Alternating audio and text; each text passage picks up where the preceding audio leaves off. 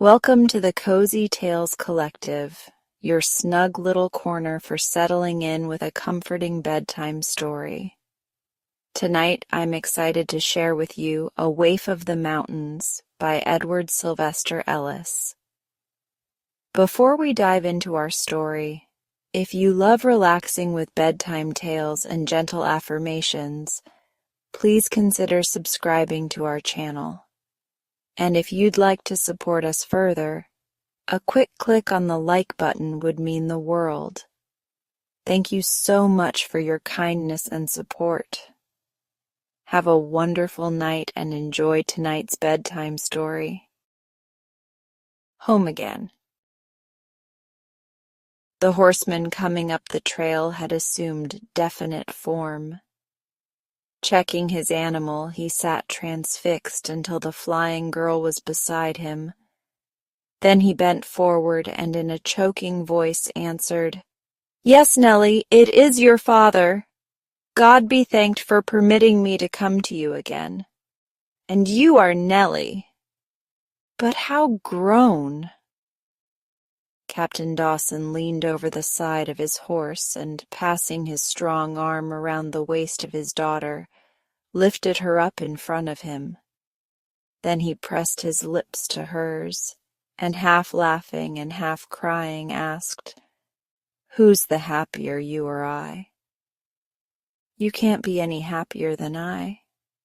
"But, Father," she added in amazement, "where is your other arm?"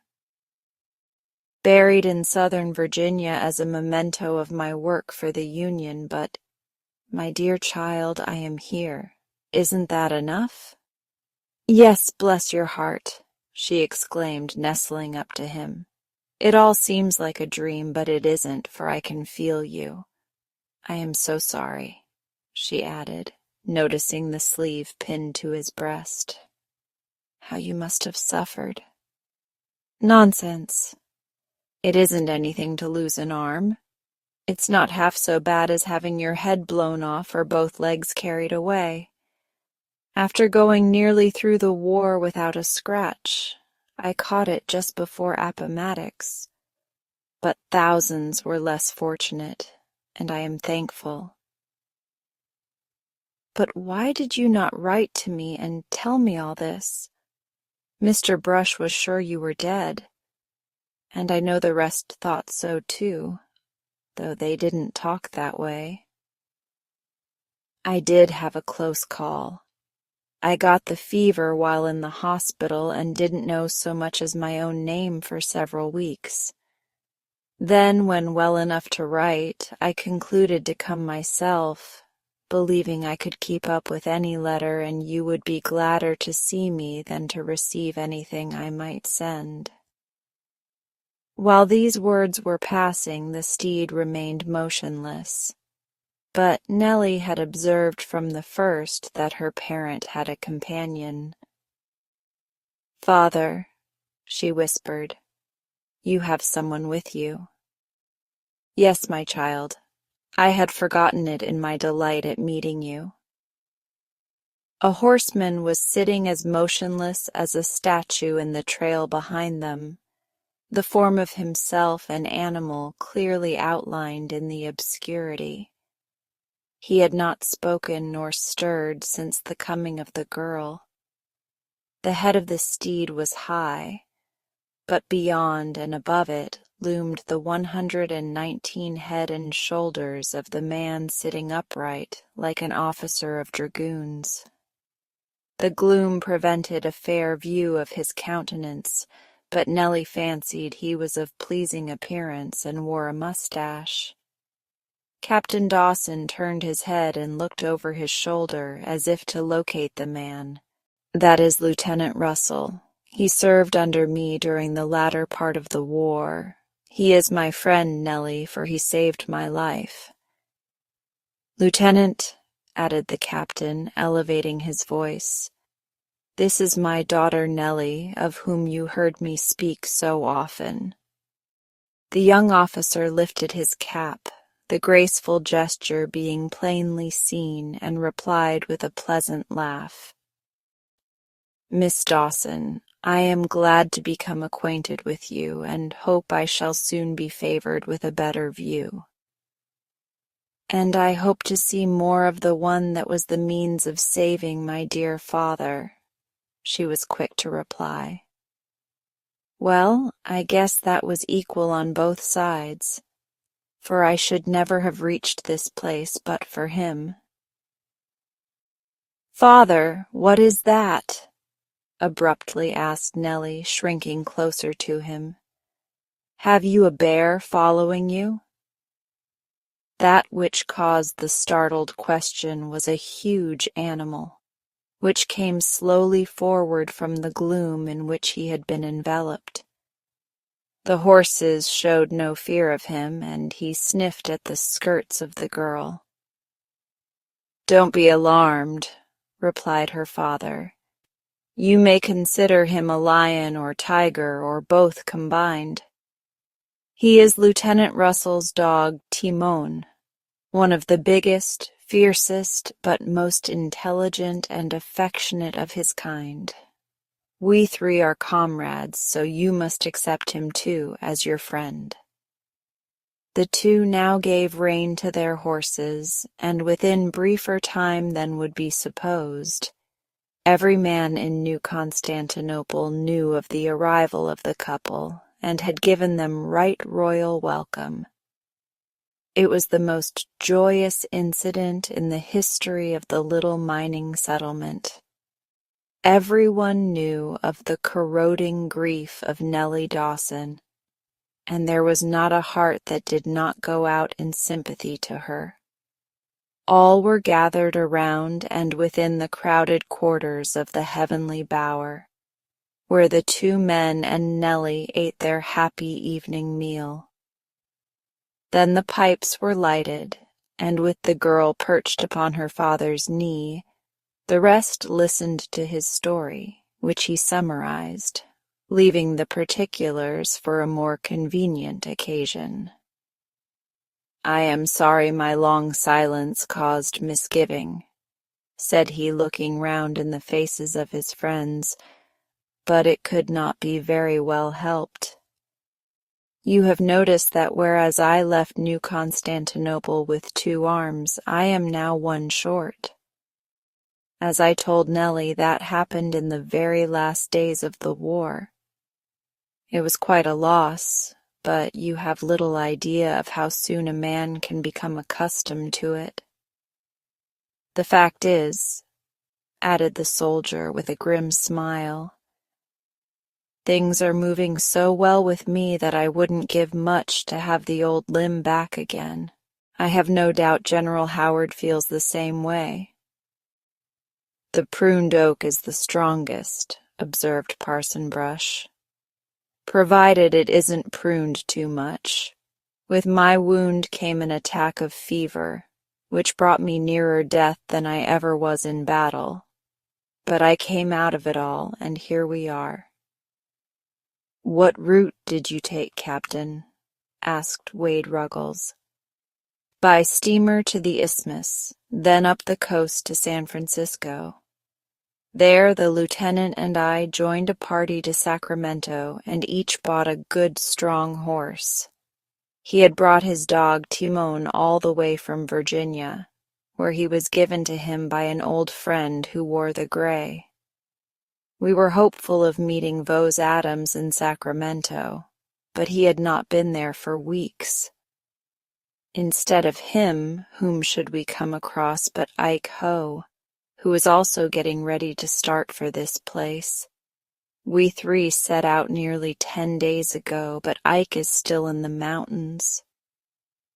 This was said with so grave a face that all knew what it meant. I never heard of the Indians being so troublesome. For 3 days and nights it was little else than fighting. In the darkness we would steal off and hunt for some new way through the mountains, but it mattered not where we went, for we were sure to run against some of them. How was it that Ho met his death? Asked the parson. It was on the 3rd night.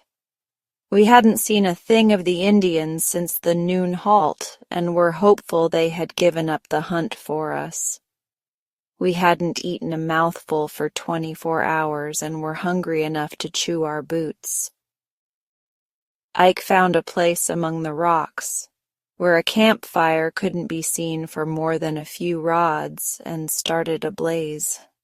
The lieutenant had brought down an antelope, and if we could get a chance to cook the steak, we were sure of the right kind of a meal. Well, we broiled enough to give each all he wanted. Ike leaned back with a pleasant smile on his face and remarked that it was worth all the risk to get such a feast when I caught the flicker of something like the dart of a small bird between him and me. Before I could make out what it was, Ike gave a groan and, rolling over backward, never spoke or stirred. I saw the feathered end of an arrow sticking up above his breast. The head had gone clean through him, and it must have split his heart in two. But was neither you or the lieutenant harmed? That is the remarkable part of it. The lieutenant saw the arrow before I did and warned me. We darted back in the darkness with our guns ready, but saw and heard nothing more of the Indians. What was remarkable about it was that only the single arrow should have been launched at Ike. It looks as if there was but the single engine, suggested Bidwell. That is the way we interpreted it. And that was the end of your troubles with the Indians? Not quite. But they bothered us only once more, and then they managed to get us into a corner, where it would have been the last of me had it not been for the lieutenant and Timon. I tell you. The captain stopped short and smiled. He had seen the protesting expression on the face of the young officer and said, "We'll keep that story till some time when he isn't present. But there is another fact which I observed. There are more white men in the mountains than ever before, and the numbers will increase. The close of the war has released nearly 1 million soldiers, who must make a living somehow. Some will come westward. You have preserved this place as an exclusive residence for yourselves, but you won't be able to do it much longer." All saw the truth of these words, and knew trouble would inevitably follow the mingling of uncongenial spirits. But they concluded it would be time enough to meet it when it came, without allowing the fear to disturb the pleasure of the present communion. Lieutenant Fred Russell could not fail to be an individual of keen interest to those who had never before seen him. While the captain was talking, he sat modestly in the background, smoking his briarwood, listening as intently as if everything said was new to him. It was noticed that, like several of the rest, he did not drink at the bar, though he received numerous invitations. Truth to tell, he had been quite a drinker, but during that eventful journey through the mountains, when Captain Dawson was talking of his daughter, as he loved to do, he named those who had reformed as the result of Nellie's influence.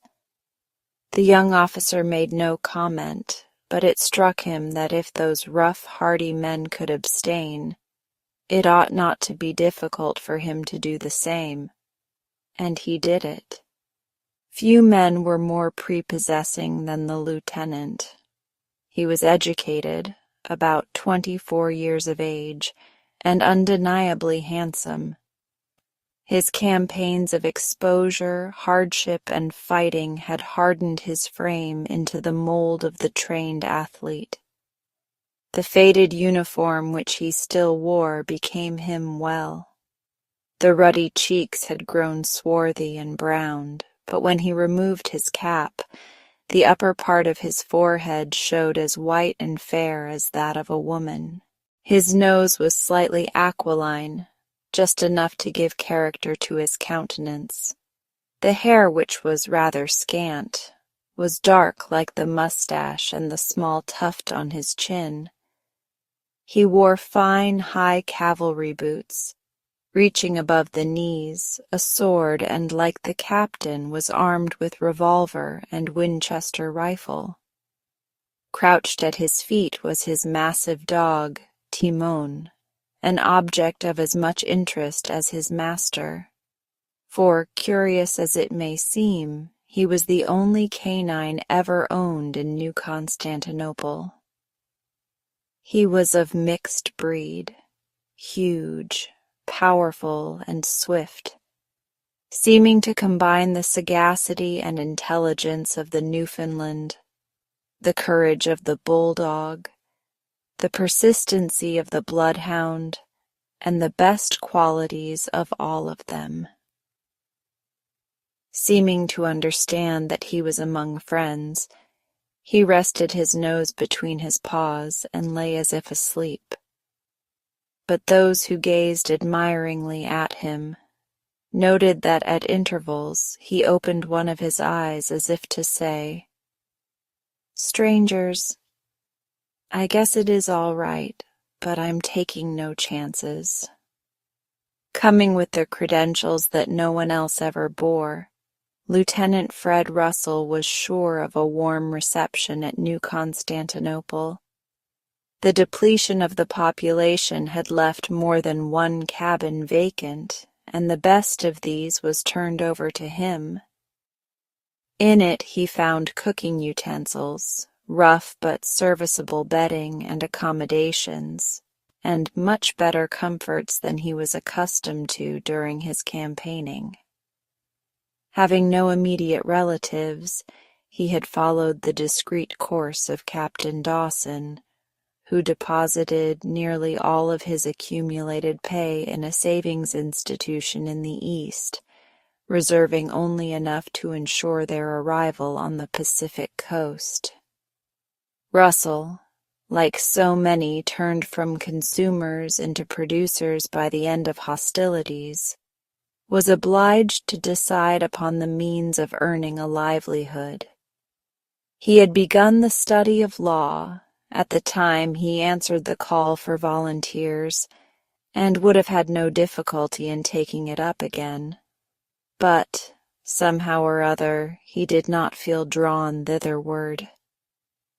He disliked the confinements of office work and the sedentary profession itself. He wanted something more stirring and active and calling for outdoor life. It was when he was in this mood that Captain Dawson urged him to accompany him to the gold diggings in the Sierras. "So far as I can learn," explained the captain, "the mines haven't panned out to any great extent, but there is no doubt that there are millions of dollars in gold in the mountains, and if it isn't at New Constantinople, it is not far off." "I shall accept your invitation," replied the junior officer, "with the understanding that if the prospect is not satisfactory, I shall feel at liberty to go somewhere else." "That's the constitutional right of every American citizen." "I am not as far along in years as you, but I am old enough to feel that no person ought to fritter away the most valuable years of his life."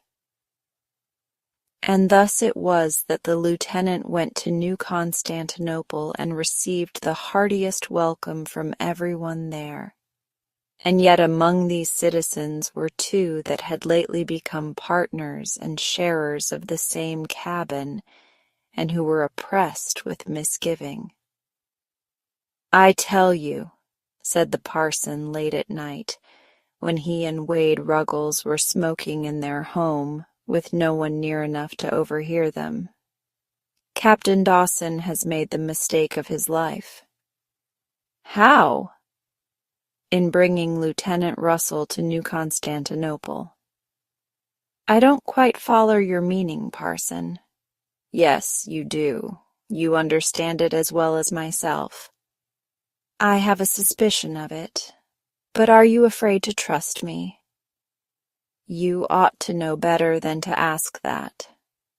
Go ahead, then, and give me the particulars. In the first place, then, the lieutenant is young and good-looking. Unfortunately, there can't be any doubt of that. Nellie Dawson has never seen a handsome young man, except in you and me, and we ain't as young as we once was. She is now a young woman and ready to fall in love, and just at the right hour, or rather the very worst hour, the captain brings the man here. You have spoke the exact thoughts I had in mind all along. You're right, parson. He would have been better pleased had Ruggles contradicted him. He did not wish to believe that which he could not help believing. We must treat him well because the captain brings him and he has saved the captain's life. But Wade, we must watch them both close. I agree with you again, but what shall we do if we find him making love to the little gal? The parson's fierce reply showed how deeply his feelings were stirred. Warn him just once. I feel as bad about it as you do, but, parson, I haven't forgot that afore the war broke out, and we was afeard the captain meant to take the gal away to have her edicated. You told us it was none of our business, and he had the right to do as he thought best with his own child. All that was true at the time, but the conditions have changed. Now I can't follow you. S'pose the captain is agreeable? He won't be, exclaimed Brush, who in the depth of his excitement added an exclamation which sounded perilously like profanity. But for the parson's intense earnestness, Ruggles would have quizzed him, but he pitied the man and at the same time was distressed himself. I hope you're right, but I doubt it. We've all felt for a good while that sooner or later we must lose the little one. Now that she's growed up, the captain may feel more than ever that she must be took off to some town where all the men ain't savages, and she can see some of her own kind. If he puts it that way, we shall have to submit. He can take her where he wills, for my position is the same as 4 or 5 years ago, but nobody else must take her from among us. Ruggles's mood was now quite similar to that of his partner. If I see anything wrong in the doings of that pretty-faced young officer, I'll shoot him down like a mad dog. So will I. The two were in the ugliest temper conceivable. They continued to smoke, but their meditations were tumultuous and revengeful. Each breast contained a strange, disturbing secret that either would have died before confessing, but nevertheless, it was there, and had taken ineradicable root within the past days and weeks. Felix Brush, as the reader knows, had been the instructor of Nellie Dawson from infancy. He was the medium through which she had gained an excellent book education. He had held many long confidential talks with her. She, in her trusting innocence, had told him more of her inmost thoughts, her self-communings, her dim, vague aspirations, than she imparted to anyone else. And he could not but notice her wonderful, budding beauty. Surely, he thought, such a winsome creature was never born. He had begun to ask himself in a whispered, startled way, why may I not possess this mountain flower? True, I am much her senior, but I will nourish, protect, and defend her against the world, as no younger man could or would. She believes in my goodness far more than I deserve. I will cultivate the affection within her of whose nature she has as yet no comprehension.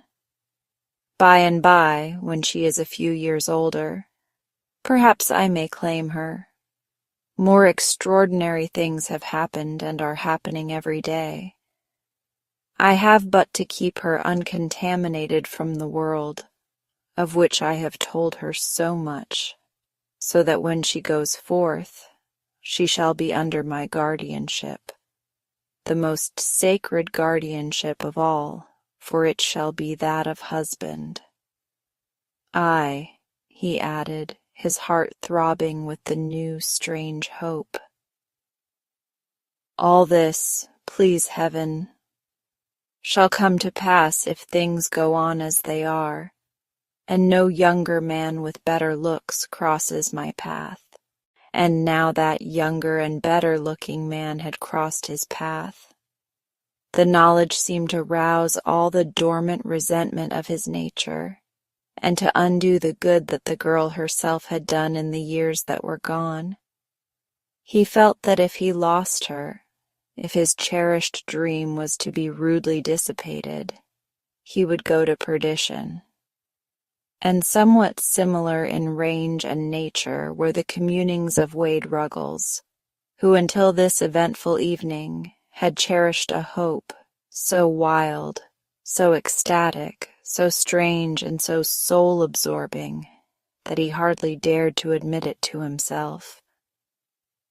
At times he shrank back, terrified at his presumption, as does the man who has striven to seize and hold that which is unattainable, and which it would be sacrilege for him to lay hands upon. "I'm 3 months younger than the parson," he would reflect when the more hopeful mood was upon him. "Neither of us is in danger of being hung for our good looks, but I've got the bulge on him dead sure. I had too much in the way of whiskers to suit the little one when I came back from the war. She wanted to see me as I was when I left. Why was that?" After pausing for a reply, he continued, "So accordin', I trimmed 'em off, and she says I'm better looking than ever. And what she says in Dead Man's Gulch and New Constantinople goes. She meant it, too, as I could see by the sparkle of her eyes. I went all through the war without swallering a mouthful of strong drink, even when the doctor ordered it. I've contrived, sort of accidental and off-hand-like, to let her know them circumstances, and I've seen it pleased her immense. I've been layin' out some of my money for clothes, too, since I got back.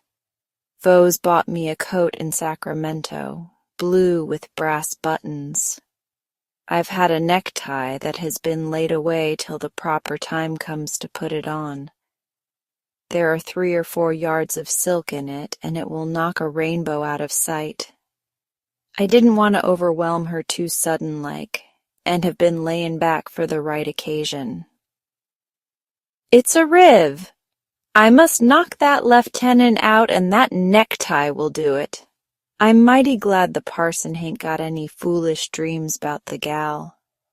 The lieutenant is the only galoot I've got to look out for, or rather," added the miner grimly, "I'm the one he's got to beware of. I'm in dead earnest this time." Young Love's Dream. That which in the nature of things was inevitable came to pass. Lieutenant Russell, in the same moment that his eyes rested upon Nellie Dawson, was smitten, as hopelessly as ever ardent lover was smitten by the lady whom he worshipped. The many things which the father had told him about his daughter naturally excited interest in her, but the young officer never dreamed of looking upon such marvelous beauty as that which met his gaze in that secluded canon of the Sierras. It required all his self-control from drawing attention to himself by his admiration of her.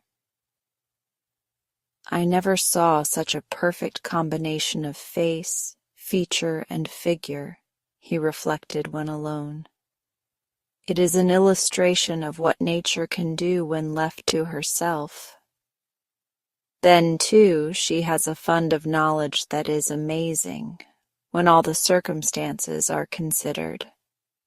I haven't had much chance to converse with her, but I heard enough to know that she would shine by virtue of her mind among the most accomplished of her sisters, who have had every advantage that civilization can give.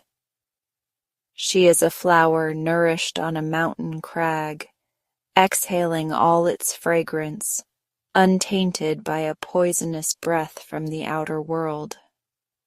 Who would have dared to say that amid this rough, uncouth people, such loveliness could take root and nourish? And yet it is that loveliness which has permeated and regenerated the miners themselves. But for her, these nights would be spent in drinking, roistering, fighting, and carousing. It is her blessed influence, which unconsciously to herself has purified the springs of life. Like the little leaven, she has leavened the whole lump. The passing days increased his interest in her, until very soon he confessed to himself that he was deeply in love with Nellie Dawson.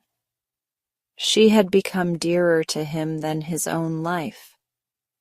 He could not live without the hope of gaining and possessing her. He would remain in New Constantinople and starve, even though a Golconda was discovered a few miles away. He would linger, hopeful, buoyant, and believing that the dream of his existence was to be crowned with perfect fruition. But the sagacious lieutenant had learned to be observant, and to note the most trifling things that escape the eyes of the majority of persons. Thus it was that the secret which Wade Ruggles and Parson Brush believed was hidden, each from everyone except himself, became as clear as noonday to him. He pitied them, and yet he extracted a grim amusement from the fact. They are hopelessly infatuated with her. They are excessively jealous, and would rather shoot me than have me win. They are more than double her age, and yet they can see no incongruity in hoping to win her. They will hope on until the awakening comes. Then they will be my deadliest enemies. I shouldn't be surprised if I receive a call and warning from them, but neither they nor the whole world shall turn me from the prize which is more than all the gold, mined or unmined, in the Sierras. No one could have been more circumspect than the young man. He treated Nellie Dawson with the chivalrous respect of a crusader of the olden time.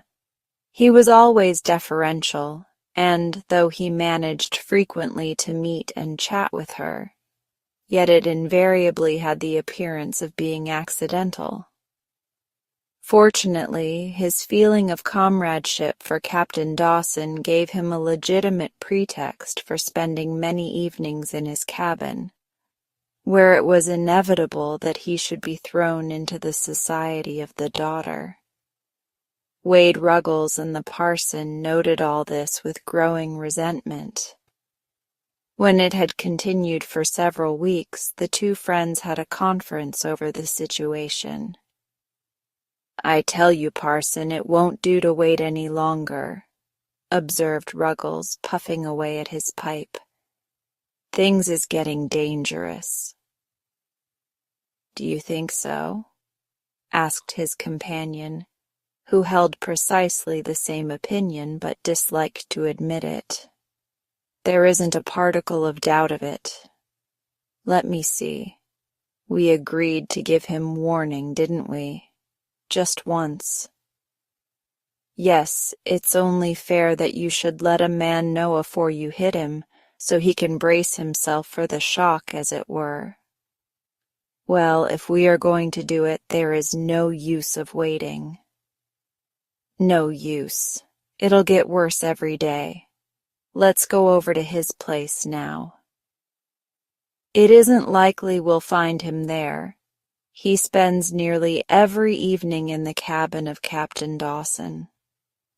Neither fancied the task, and had not their feelings been so wrought up, they never could have been induced to undertake it. But because of their misgivings, nothing could have dissuaded them from their purpose. When he comes to think soberly of it, added Ruggles, he'll thank us for giving him warning in time. If we wait much longer, it might be too late. We couldn't scare him off the track, but now he'll show his sense by stopping at once. The two passed out of the house and walked to the cabin of Lieutenant Russell. Relieved, and yet in a certain sense dismayed, they found the young officer at home engaged in reading. The instant he saw and admitted them, he knew the errand on which they had come. Except for the grave question involved, that which followed would have been a delicious comedy. The lieutenant could not have treated a brother with greater cordiality, and never did host shine more brilliantly. He fell to talking of war times, drew out Ruggles, interested the parson, and gave some of his own stirring experiences. They remained 2 hours and went away charmed, without having once referred to Nellie Dawson. They voted the young man a good fellow, concluded they were mistaken about his admiring the young lady, and thought it lucky they had not made fools of themselves. When they were clear of the house, Lieutenant Russell laughed heartily. Their faces gave them away. They were loaded and primed, but I drew their charges. Tonight they will vote me one of the best fellows that ever lived. Tomorrow they will begin to doubt, and by the sweetest privilege they can ask will be to shoot me. Perhaps the most curious feature of the tragical incidents that followed was the obtusiveness of Captain Dawson. What everyone else saw was veiled from him, until at times he almost seemed willfully blind. The two men had gone through many perilous experiences together, and sometimes alone. It had been the fortune of the younger officer to serve the elder more than once when in imminent danger, and none could be more grateful than the captain. As for Nellie Dawson herself, it is unlikely that for a time she suspected the truth in all its fullness.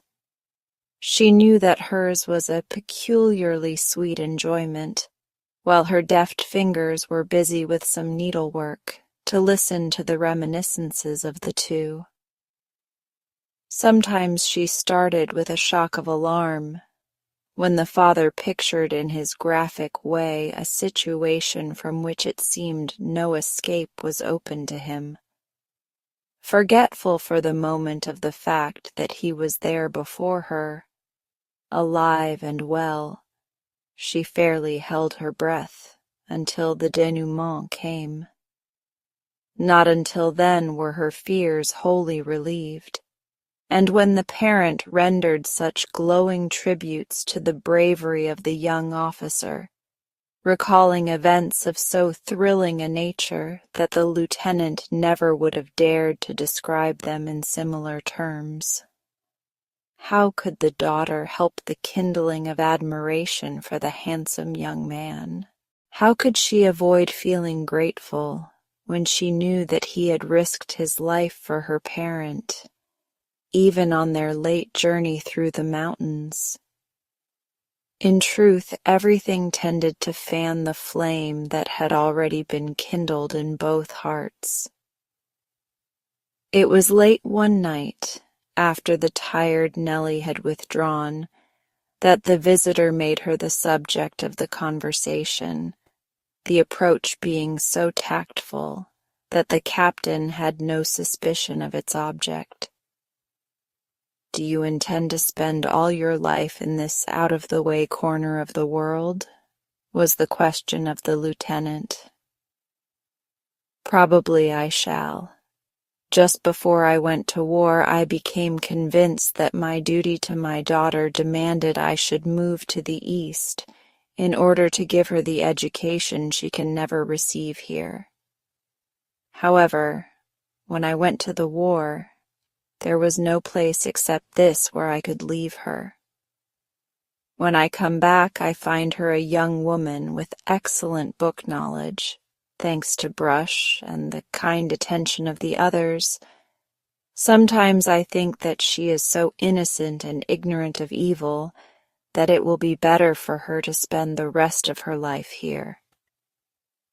It is a serious matter, but neither you nor she should be content to remain in this place for the rest of your lives." "Why not? Does that which she can learn elsewhere outweigh that which she will never learn in this secluded settlement? Is not the man or woman fortunate who never comes face to face with the ingratitude, the treachery, the selfishness, the baseness, and the sin which are the accompaniments of civilization? In this untainted mountain air, her nature will retain its freshness and purity. Her life will be a well-spring of happiness and goodness to all with whom she comes in contact. I shall never marry, and mean to keep her by me until in the order of nature I am called away. That is the only boon that I ask from heaven. But may not all this be hers and yours if the flower is transplanted from the wilderness into a more congenial soil? Has she not already acquired that rugged strength which renders her nature secure against evil? Is she not doubly panoplied in goodness by the training of her infancy and girlhood?" "I would like to think so. But, Lieutenant, I have lived a few years longer than you. She might not be safe there. I know she is here."